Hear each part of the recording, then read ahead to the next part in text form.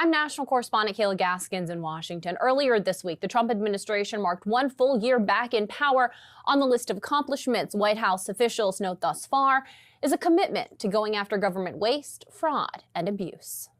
Improving government efficiency has been a hallmark of President Trump's second term. We want to be good stewards over taxpayer money, American taxpayer money. From the Department of Housing and Urban Development, when we first came in, we found about $1.9 billion in misplaced funds. To Medicare and Medicaid, where Chief of Staff Stephanie Carlton tells us they've set up a war room to go after healthcare fraud. We figure out what's going on in the data, how can we go after the fraud, and not just how do we let it go out the door. There's still plenty of work to do. A new watchdog report finding $19 billion of waste and questionable spending inside federal healthcare programs. That data coming from the Department of Health and Human Services Inspector General, covering a 6-month span that includes much of President Trump's second term. It is absolutely a systemic problem in Medicaid. The more we dig into it, we see upwards of 10% of fraud, waste, and abuse in the program. One major driver, a 640% spike in Medicare payments for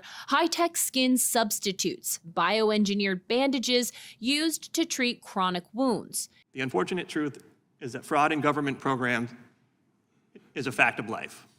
Since the United States government has existed, fraud in government has also existed. Meanwhile, Republicans in Congress and the White House have also worked on ways to reform SNAP to address waste and fraud in that program. To make sure that those who really need food stamps are getting them, but also to ensure that the American taxpayer is protected. The Foundation for Government Accountability estimates nearly 6 million people receiving SNAP benefits don't meet the program's income or asset limits, including some with 6-figure assets, lottery winners, and even millionaires. According to the White House, government efficiency efforts have saved American taxpayers $215 billion during the first year of this term. That's equivalent to $1,335 per taxpayer. In Washington, I'm Kayla Gaskins.